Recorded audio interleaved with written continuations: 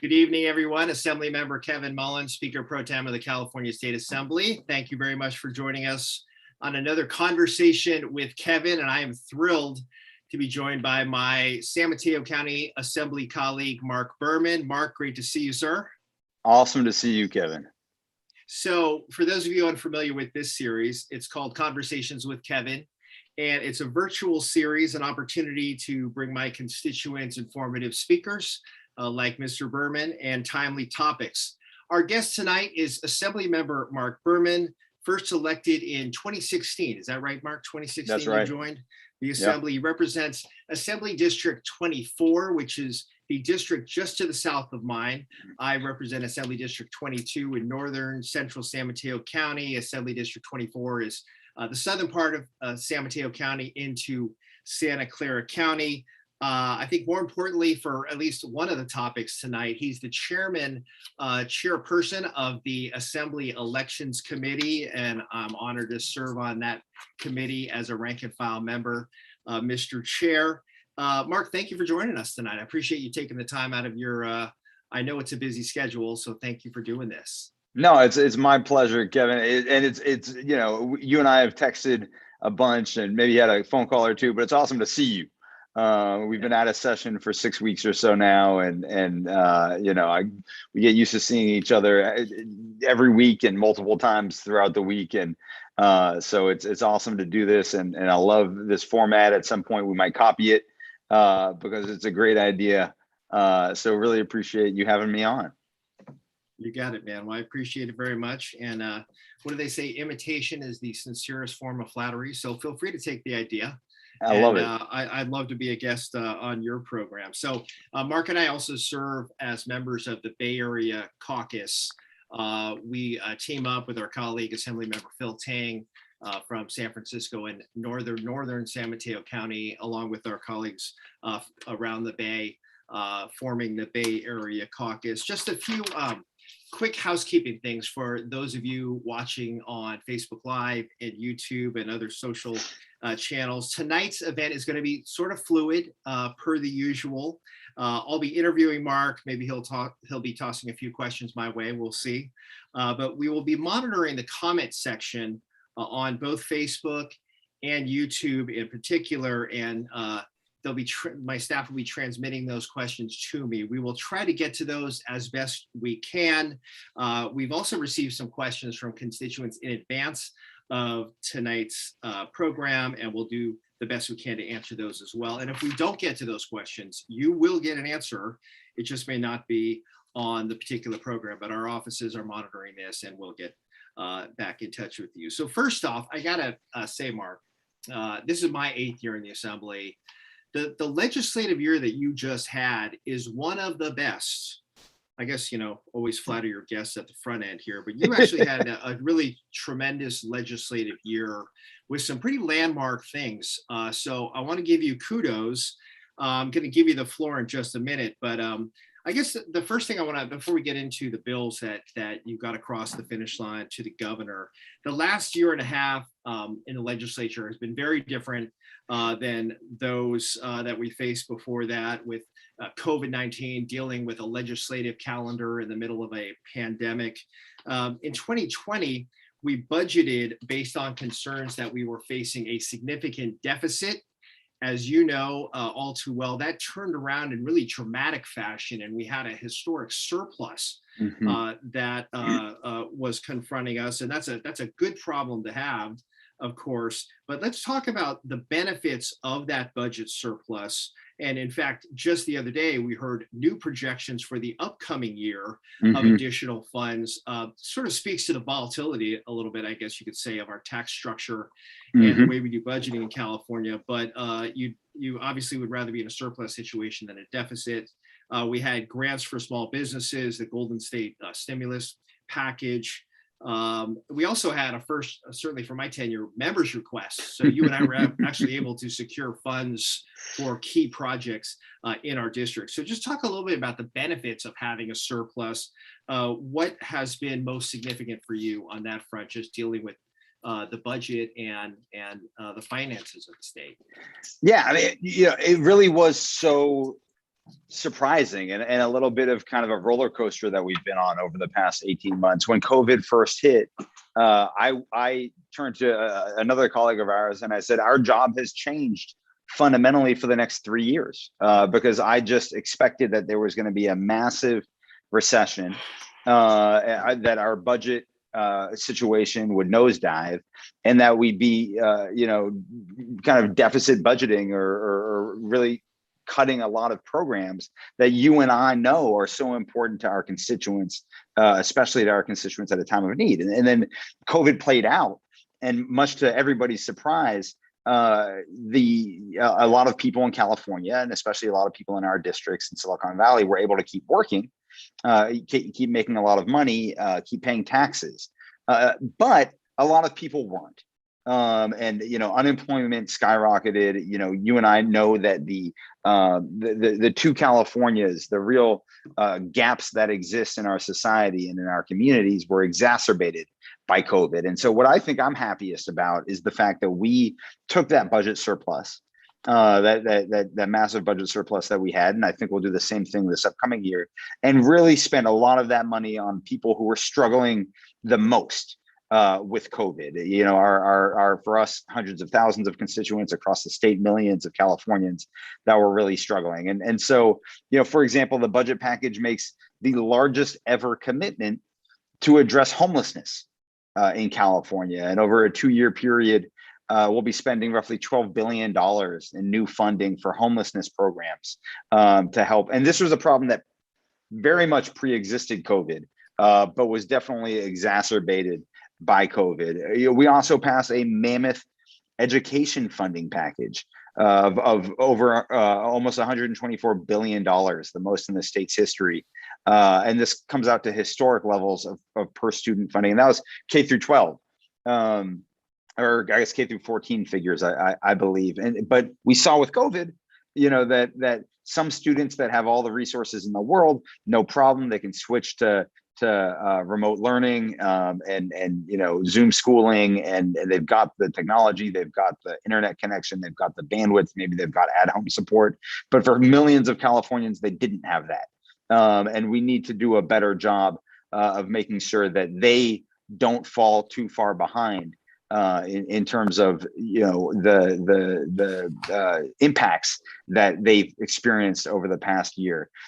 Speaking of impacts and speaking of youth and children, and this is something that's very close to my heart, we allocated $4 billion to the Children and Youth Behavioral Health Initiative, which will help young people up to age 25 cope with anxiety, depression, stress, other mental health challenges that we know were so severe during COVID, and again, pre-existed COVID. This is an issue that I've been working on every year in the legislature, based on things that have happened in my district, in my hometown of Palo Alto.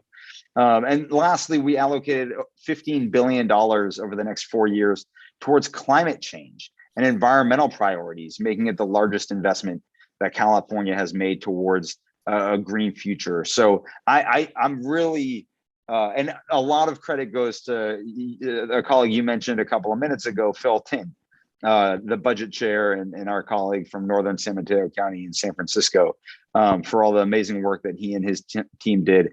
Real quickly, you also talked a little bit about budget member requests, and a couple things that I was really happy about were money that I got for, I know and some people watching might remember that a couple of years ago, I had a bill to let homeless community college students sleep in their cars on campus. That bill was not successful, but this year I got $30 million in the budget to create basic needs centers and basic needs coordinators at community college campuses to help with student homelessness and food insecurity. So the list goes on. I don't want to, there's a laundry list of things. It was a really, I think that if you say that a budget reflects our values, I think that our budget should reflect your values. I think this budget did a very good job of doing that. So I appreciate that, Mark. Now, you talked about the pandemic and the impact on lower income folks in California. We are in the heart of Silicon Valley here, and it's no secret that we have an affordability crisis, extremely high cost area, which affects some of the work we do around funding formulas and those kinds of things. I don't want to speak out of turn here, but I think you would agree there's not enough of a recognition in the way we do funding with regard to the cost of living and the differences in cost of living in an area like ours versus some other areas across the state. But creating an economy for all is a major challenge. This affordability crisis we are living in here is a major challenge for electeds at all levels, local all the way up to federal. But at the core of that are housing costs. And we had a couple of, I would say, heavy duty bills come through the legislature that got lobbied heavily, that got a lot of public attention. Senate Bill 9, otherwise known as the duplex bill, by Madam Pro Tem Tony Atkins out of San Diego on the Senate side, and our Senate colleague from San Francisco, Senator Wiener, who's been a affordable housing champion, pushed Senate Bill 10. Can you just talk a little bit about those dynamics? I know that you and I were concerned about how you balance out addressing the affordable housing crisis, but also preserving some local control. Both of you and I come off city councils, you in Palo Alto, me in South San Francisco. So we appreciate the role that local communities have in planning for their future and their needs. But there were some tweaks to those two bills, significant, I would argue, before those were voted on, in particular Senate Bill 9. Can you just talk a little bit about the dynamic and how these might help address that crisis and where we go from here? We're still, I think, going to be facing this issue year after year. I've got 3 more years before they term me out. I imagine you've got a little bit longer, but this will be a perennial challenge that confronts us. It will, and it's really, I tell people climate change is kind of the existential crisis of our time, and the housing crisis and homelessness is just like a more micro crisis that is the crisis of our time, and it's decades and decades in the making. In terms of our area, your district, my district has been prolific in creating jobs. We're the economic engine of the state. We're the economic engine of the country. And I think, and I've talked with folks from a lot of other countries over the past couple of weeks, we're the economic engine of the world. But we've done a terrible job creating the housing necessary to meet the demand that job creation has created. And you grew up here, I grew up here. We are losing the socioeconomic diversity that existed when we were growing up. And we're losing the socioeconomic diversity that I know we both believe is so important to the fabric of our communities, and is the place where you want to raise your twin boys. I want to raise my future kids. And it's just becoming unattainable for far too many people. So, none of us want to kind of meddle in what for decades and decades has been considered just the sole purview of local government. But at the same time, we must acknowledge that the status quo isn't working, and that the system that we currently have is not generating the housing necessary for our communities, and it's not even close. It's not even close. And so there were a couple of bills, the big housing bills this year. Let me first say, I think they're much more modest than a lot of people kind of discuss. I don't think, SB 9 or SB 10. First, SB 10 is a bill of local control, right? It gives local municipalities the option to adopt the policy if they want to. So I don't know how you can get more local control than that.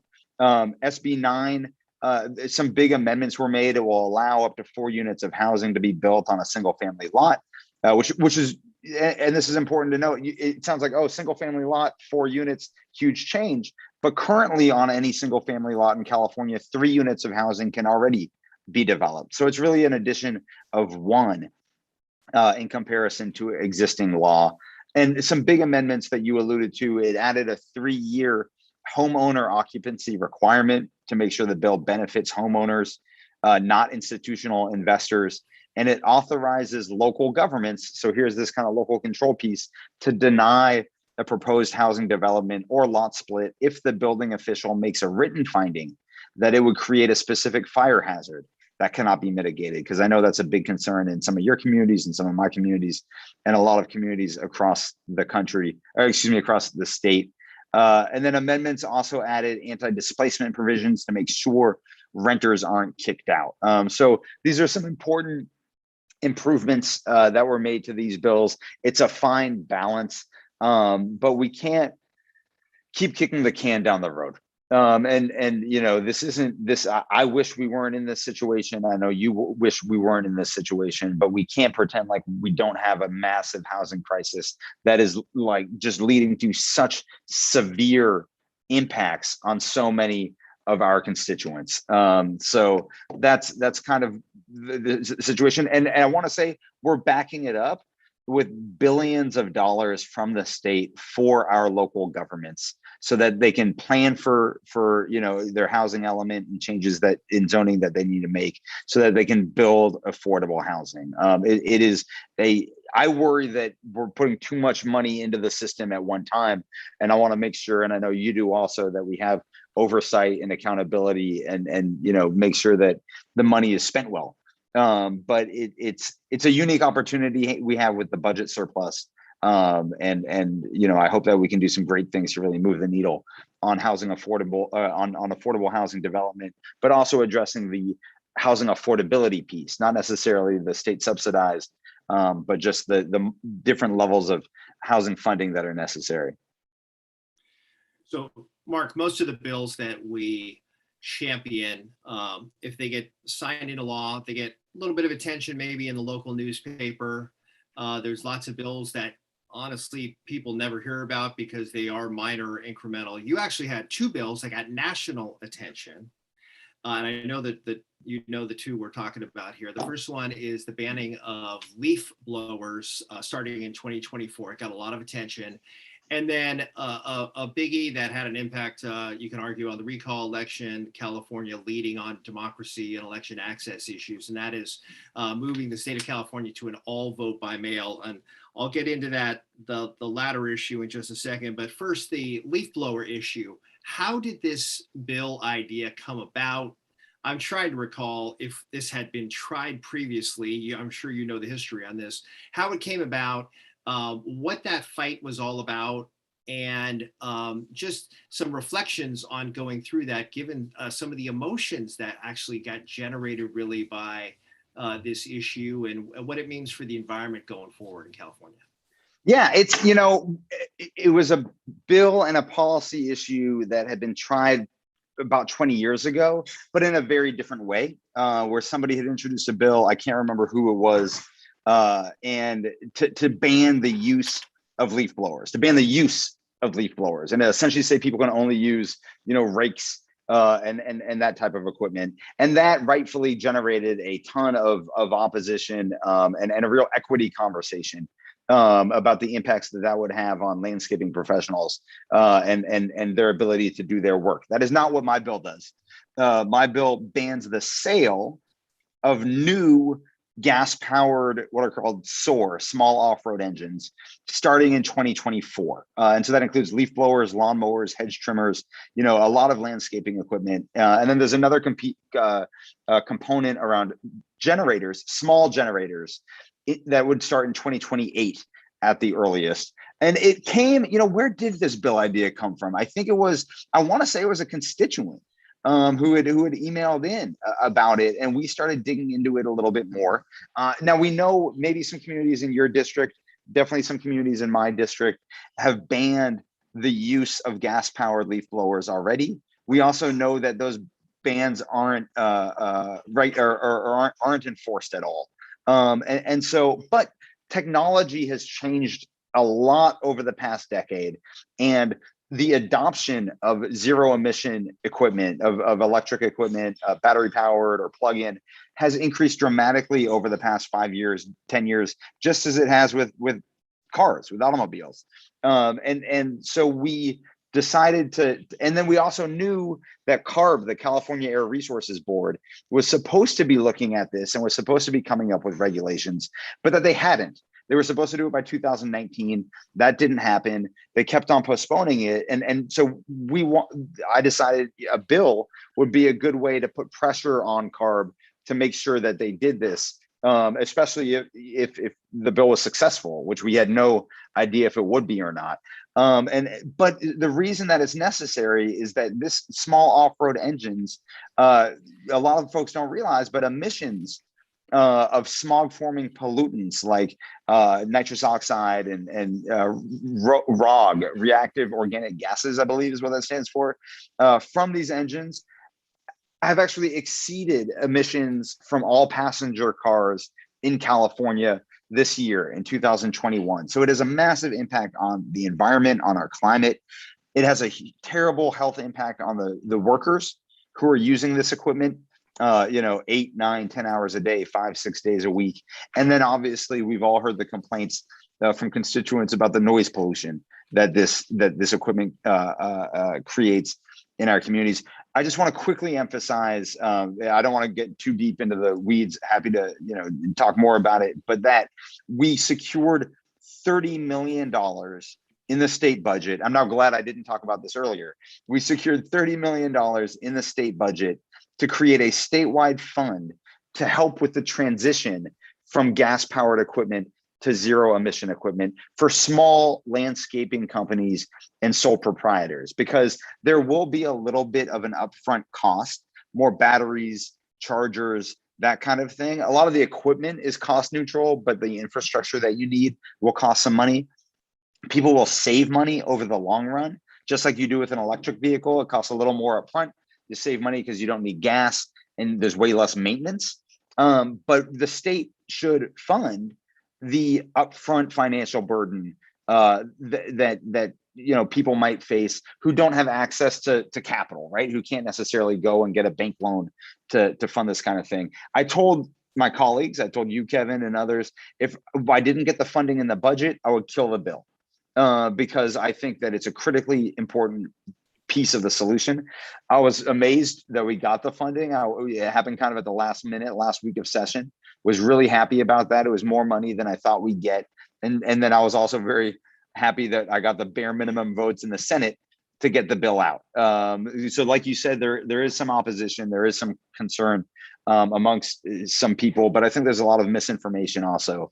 And I think at the end of the day, this isn't going to be a massive burden for folks. And it's a transition. As your old gas-powered stuff breaks, you get a new electric thing. We're not taking away your gas-powered equipment. It doesn't go into effect until 2024.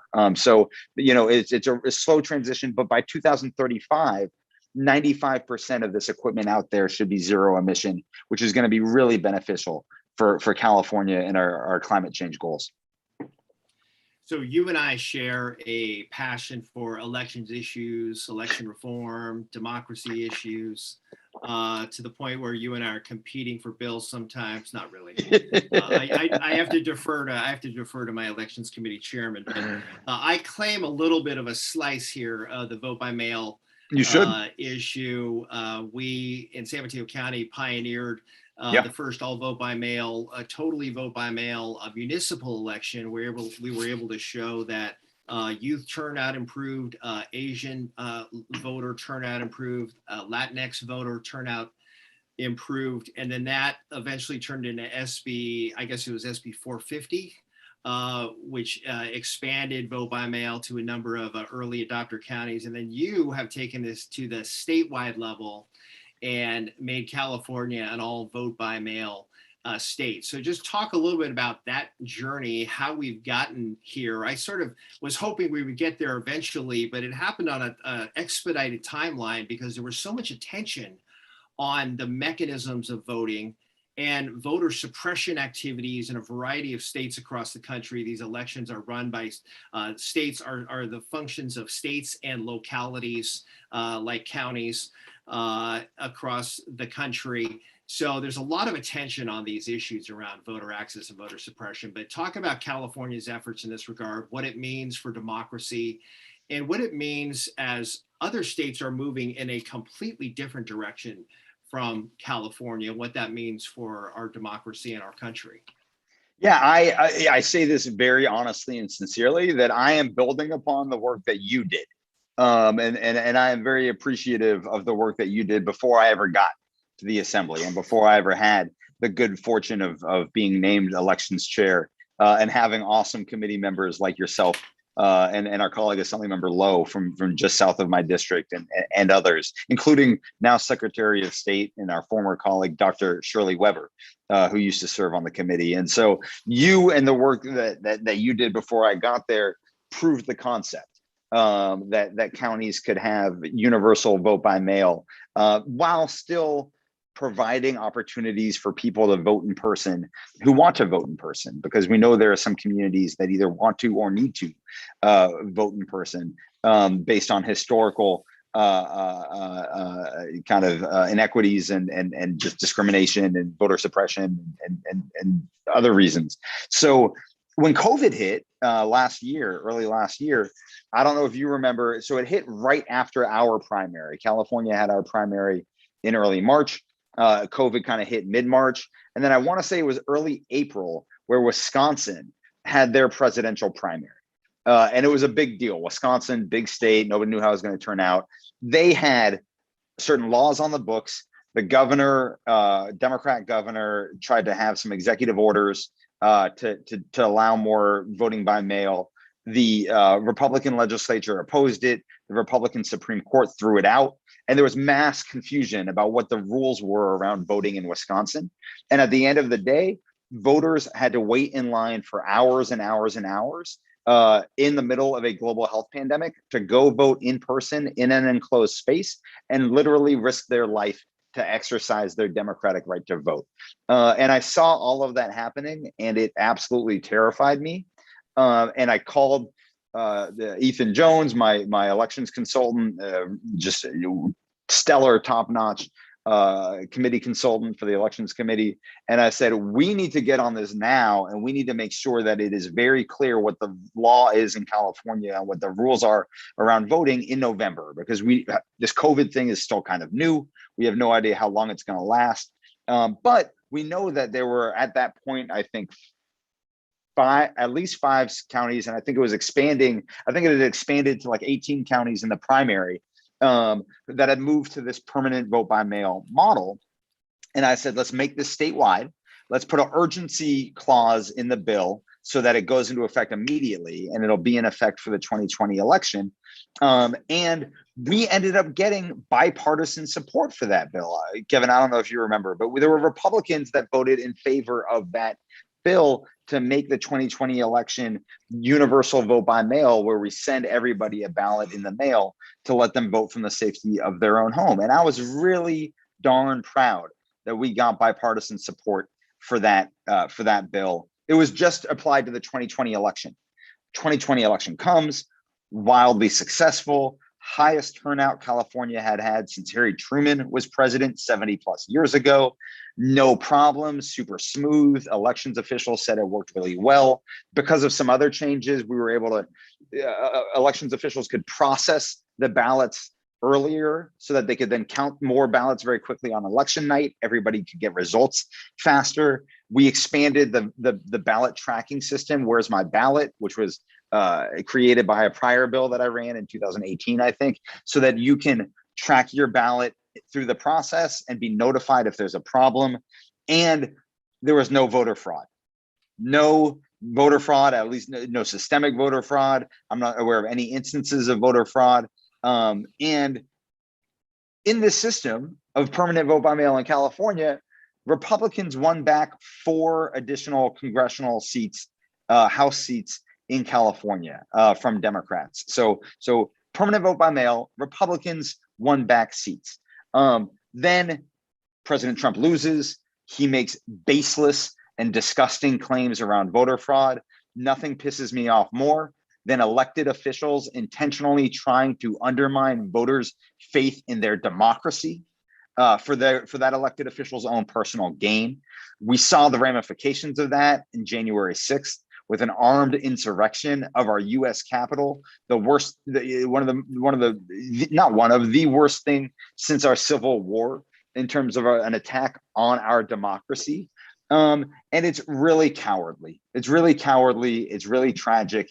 And it's still happening. And like you alluded to, we've seen states across the country move to erect barriers to voting to make it even harder to vote. And you know how passionate I am about this. That won't happen in California. And so I'm very proud that California has found ways to increase access to what is already a safe and secure and accurate electoral process in California. I was sad that I was not able to get bipartisan support for this, for the bill to make it permanent. I think it's ironic because Republicans, again, did better in 2020, but they want to claim there was fraud. So if there was fraud, if President Trump wants to claim there was fraud, give us those seats back. Give us back those 4 Republican congressional districts and you know, put your money where your mouth is. But it's just really sad.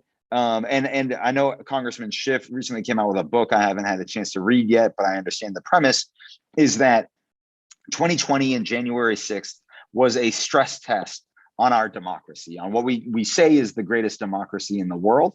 We barely passed that stress test, and the danger, we're not out of the danger zone. And so this is something that I have huge concerns about. I know you do too. But regardless, in California, we're making our voting system more transparent, more accessible, and safe and secure, like it's always been.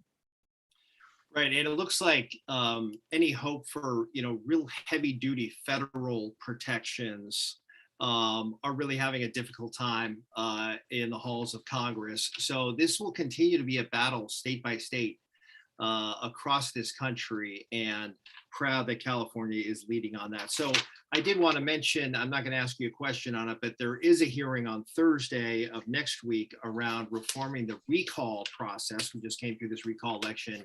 I'm just going to tell folks to stay tuned for that. I'm sure you're not prejudging any of the options and ideas out there, but it's a joint hearing. The Senate and the Assembly will be exploring all of the various ideas out there for ways to reform California's really unusual recall process. That's my one editorial comment. But stay tuned.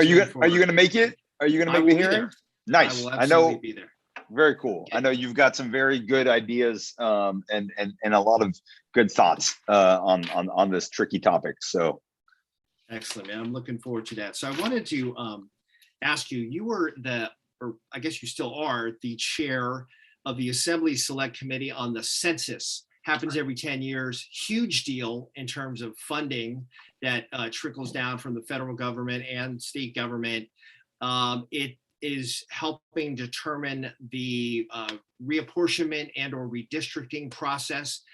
This is a wonky process, but it's happening right now in California, in communities across the state. Just give us kind of the primer on the census and the impact on redistricting and what people need to be paying attention to with regard to redistricting in particular as it unfolds in California. Yeah, it's, you know, gosh, where do I begin? The census, we were already worried in California that there was going to be a dramatic undercount of our population. We have the hardest to count state in the country, and with LA County, it's the hardest to count county in the country. It's also 9 million people. It's a remarkably large county. The reason for California being a hard to count state is our strength, which is our diversity. And historically, and especially under the pressures of the Trump administration, immigrants, whether they were here, you know, legally or without papers, you know, immigrants were afraid of participating and giving their personal information to the federal government. And then early in the process, the Trump administration tried to put a citizenship question on the census, which struck against the entire purpose of the census. The census isn't meant to count citizens. It's meant to count people who live in a certain geographic region, no matter what citizen, green card holder, you know, here without, you know, here illegally, didn't matter. The census counts the people who live in a certain area. And so we had been planning for 2+ years excuse me, for the census. And then the census program operation was set to begin right when COVID hit, right, like literally to the week that we shut down, that we had our shelter in place order, was the week that the census programs were really going to launch in preparation for April. I think it was April 1st, Census Day. And so we immediately had to pivot on a dime, because all of a sudden we couldn't be going door to door. We weren't going to be having kiosks in malls. We weren't going to, all these things that we planned on were no longer happening. But California can lose so much if we have an undercount. We can lose congressional representation, and we can lose billions of dollars in federal funding. And so we knew how important it was. I'll fast forward because this could be an hour and a half just in itself.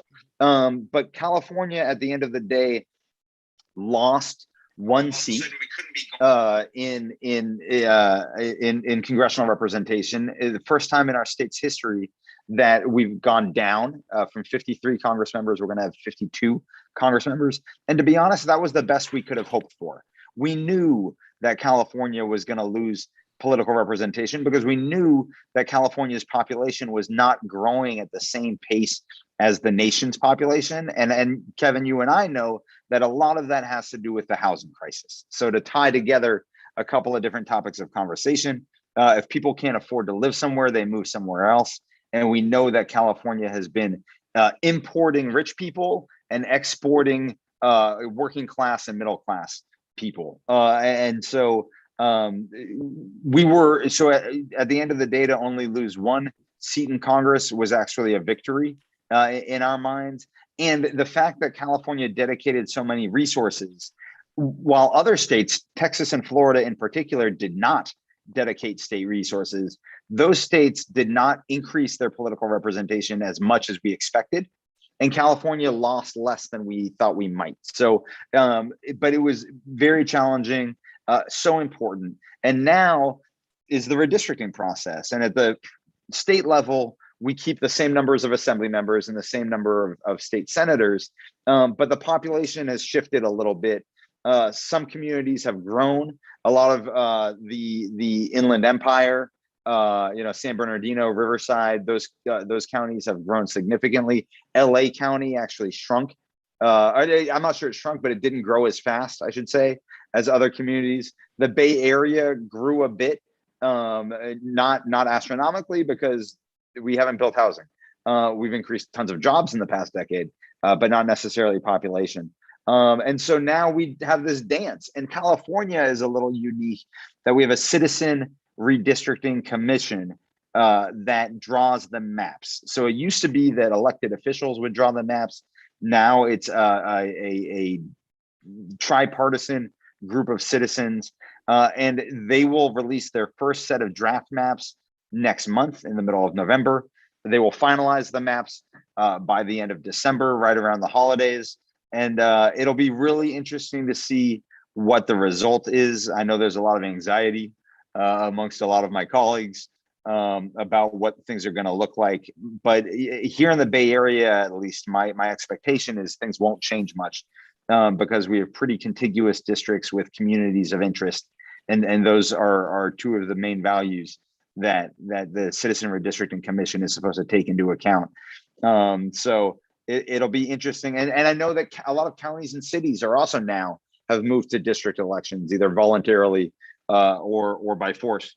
And so there's going to be, a lot of ramifications to that. So there's going to be a lot of, Kev, I'd love to know your thoughts. What do you think is going to happen? I anticipate a lot of change over the next couple of years, but what do you think about how this is all going to play out? Yeah, I think in the wake of redistricting, you always see sort of a political shuffle, just on the sheer fact that the contours of a district are being redrawn. I came in as the class of 2012. Is that right? 2012. I term out in 2024. My class was historically large of a class. because it came on the heels of the 2010 redistricting. So you see a big turnover in the wake of redistricting. So I think you'll see the same thing, not only because that 12-year class will be terming out in 2024. I think you'll see a lot of movement in 2022, which certainly makes it interesting. Politics is one of those arenas where change is always in the offing. So we'll have to follow that process. But we've been warned sternly, we have absolutely no impact on that process. In many, many states, the politicians draw the district. That's the exact opposite of the way it should be voted. The politicians shouldn't be choosing their voters. That's right. So it is a totally non-political process that's unfolding in California, and I'm glad that that's the case. I can only imagine the fights we'd have up there if we actually had that power. So the last sort of formal topic I have, it's a weighty one, so we only have a couple of minutes here. Just want to make sure I touch on master plan on higher ed, master plan on higher education, something you've been working on. You've got a number of bills moving in that regard. We've also got a question from a member of the audience about what to do with surplus funds next year. I don't know that we've thought that far ahead, but clearly higher ed is near and dear to your heart, and it's a major budget item. I would imagine you might be looking at ways we can spend that surplus to benefit the future workforce. But the floor is yours on what sort of to look for in higher ed generally, higher education systems, the two big systems here in California, three big systems in California. Yeah, no, it's this year, you kind of alluded to it at the beginning, but has multiple multi-year efforts kind of all came together at the same time and led to some really cool bills that I introduced getting passed and getting signed, and a few of those were in the higher education space. One, a huge bill, AB 928, to really transform the transfer process between those three big systems of higher education that you mentioned: the community college system, CSU system, and UC system. I guess I should back up a little bit. When I first, and I'll provide a little kind of fun anecdote. When I first got elected to the assembly, as you know, Kevin, you submit requests to the Speaker of the Assembly to be appointed to certain committees, policy committees, standing policy committees that vote on bills. And I said, hey, education for sure, or excuse me, elections for sure. Some other ones, transportation, I think I said, I got that one. I also said higher education and education, both of the education committee. I think I said both education and higher education. I definitely said higher education. The committee assignments come out. I didn't get it. I didn't get appointed to the higher education committee. And so I said, okay, I'll create my own. And as you know, we can create select committees, which don't hear legislation. They don't hear bills, but we can hold informational hearings to raise awareness around certain issues. And so I created this select committee on the 1960 Master Plan for Higher Education. And we held hearings all across the state, from Sacramento to San Jose, Fresno, Riverside, back to Sacramento, for 2 years, over like 12 months.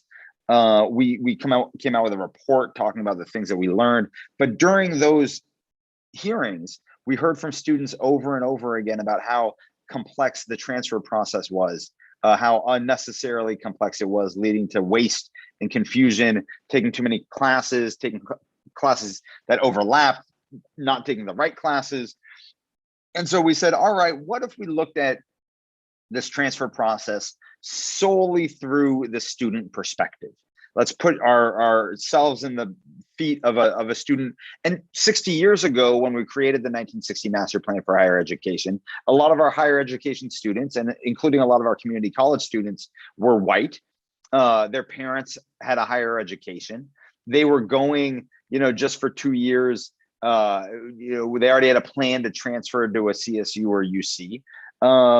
And they had advisors that could, and parents and others that could help them navigate that process. Fast forward 60 years, and our higher education population looks drastically different.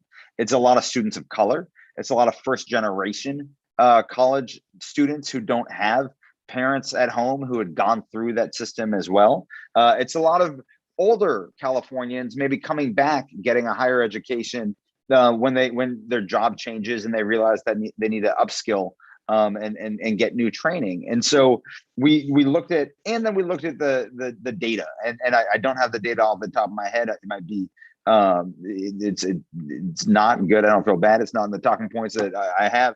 But the bottom line is it's a failure. It's such a small percentage of students who go to community college with the intent to transfer actually do transfer. It's in single digits how many students transfer in 2 years, and it's pretty darn paltry how many students transfer in 4 or 6 years. And these are the students who want to. So anyhow, we worked with a lot of stakeholders.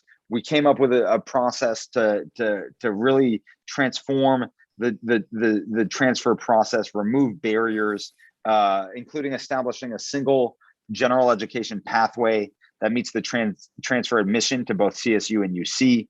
We're also expanding a wildly successful but dramatically underutilized program that was created 10 years ago by then state senator, now US Senator Alex Padilla, called the Associate Degree for Transfer, which is a pathway where if students take it, it guarantees them admission into the CSU system. I wish it would guarantee them admission into the UC system. We can't force them to do that, and they're not stepping up enough. But we're going to find some ways to make it better.